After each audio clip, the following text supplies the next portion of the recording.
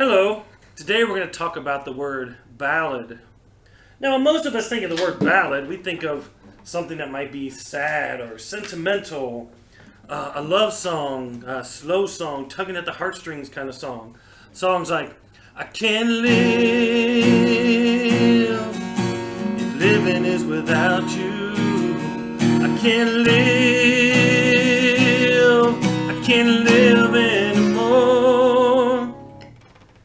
But the term ballad actually started out with a whole different meaning back in music history. Ballad is based off a Scottish word ballare and a medieval French term chanson baladi, and those words actually mean to dance or dance. So a ballad was a dance song, but it was a happy, fast kind of dance song. It was more along this lines. Are you going to Scarborough Fair? Parsley, sage, rosemary, and thyme.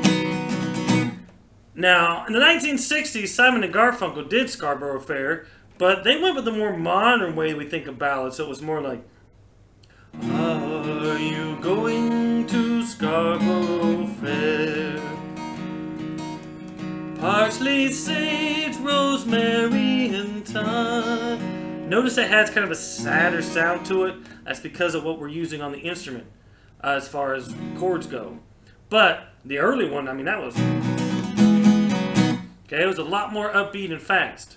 Now, by the end of the medieval period into Renaissance, well, then the term ballad started to be associated with story songs. The minstrels would sing big ballads about these knights fighting giants and stories of Robin Hood, all written into music following a certain pattern. There was actually a pattern to writing these. They would rhyme them certain ways as far as how they would rhyme the different lines. And so they were called ballads, but they weren't slow necessarily. Some of them could have been slow, but a lot of them are these big, upbeat, epic songs talking about the greatness of these people. Not necessarily true, but they make for a good story.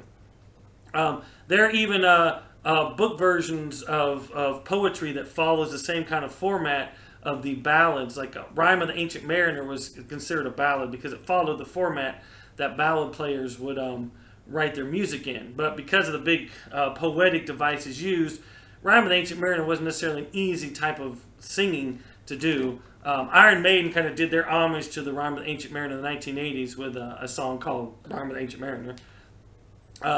Now, moving into America, when American music started to use ballads, it used a lot of the influence from different cultures. Simply because that's what America was at the time. All these different, people from England, Ireland, France coming in to America. So the songs would take into that account. So here's a ballad called Orly that goes, as the blackbirds in the spring 'neath the willow tree sat and piped, I heard him sing of Orly. Now that was a Civil War ballad, and that kind of a slower ballad.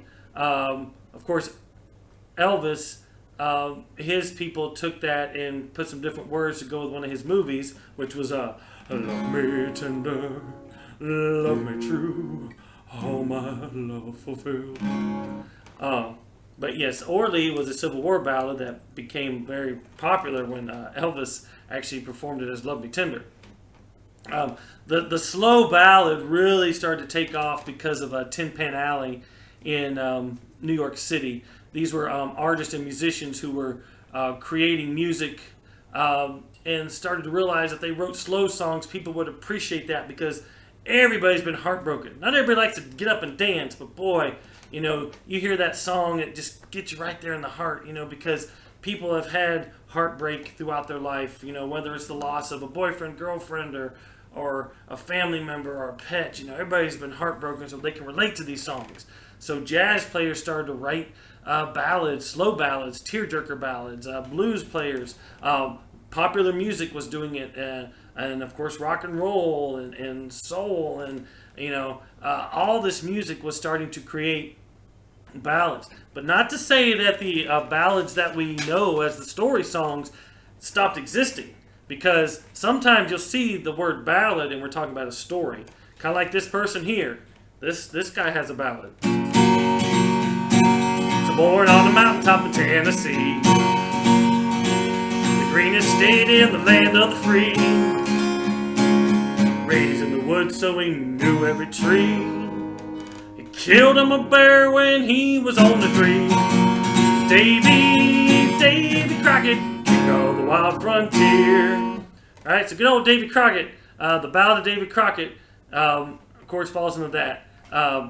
Story ballads. Now, in the 1950s, 60s, we also had those teen songs, the teen tragedy songs or teen death songs like Where, oh, where did my baby be?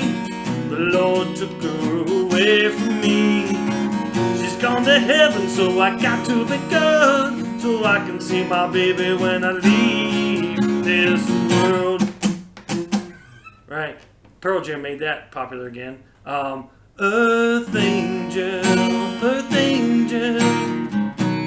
won't you be mine? Now, the reason I point those out is you'll notice my fingers actually are following the same pattern, even though I'm doing a different rhythm, singing different words. But they felt that progression, the way the chords moved, was a very sad sound. Very sad sound, so they kind of played into that. The first song I actually played when I started this video actually uses that same pattern. But then we get to the 1970s and the term power ballad starts to get thrown around. Early power ballads weren't necessarily love songs, but they used the story format, but they would start out nice and simple and slow and then bam, hit you in the face with this big, bombastic, heavy metal, hard rock sound that was becoming real prominent in the 70s. So bands like Led Zeppelin doing Stairway to Heaven, early power ballad, Aerosmith's Dream On, even Freebird by Lynyrd Skynyrd. These were known as power ballads. And then we get to 1980s, and what happens is a band by the name of Motley Crue does a song that goes, I'm on my way, home sweet home. Well, tonight. Okay, when Home Sweet Home came out, it put Motley Crue on the map. I mean, that was one of their biggest songs at the time. And record labels realized, ooh, we can do this for everybody. So bands started to put out albums where they would have these big rockers going.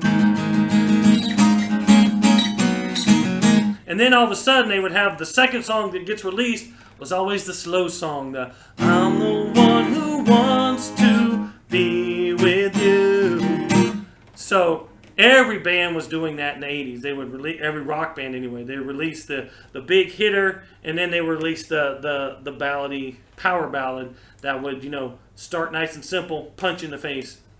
And they started to follow that same format. Matter of fact, some bands even got to where the first song they released was the ballad. And then these, you'd hear a song like,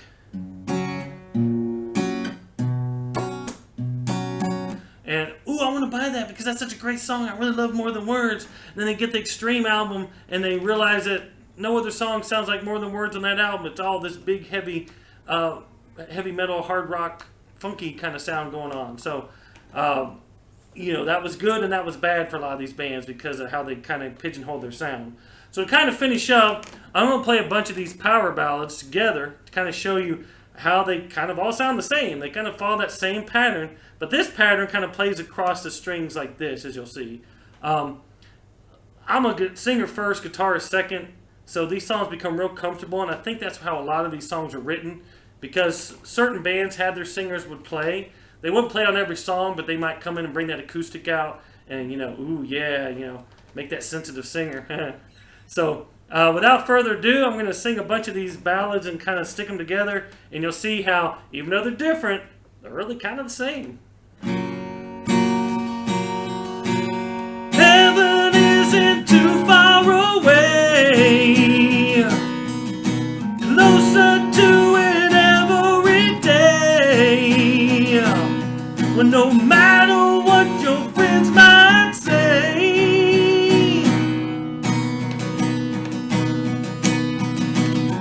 Remember yesterday, we're walking hand in hand,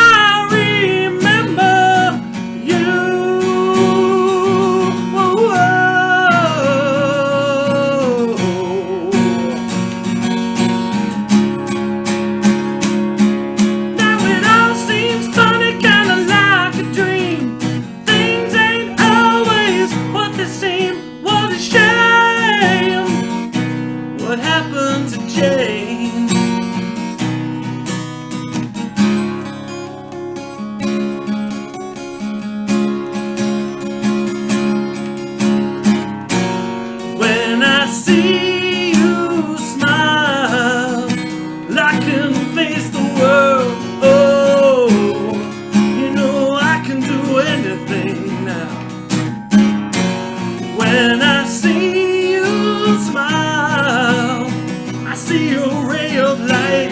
Oh, I see it shadow right through the night. When I see you smile, baby, when I see you smile at me.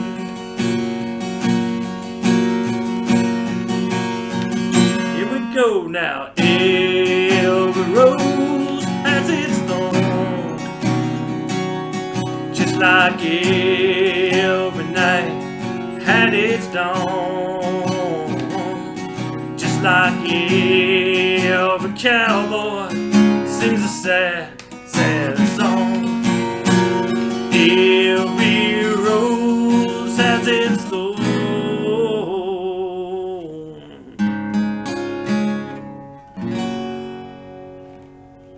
See ya.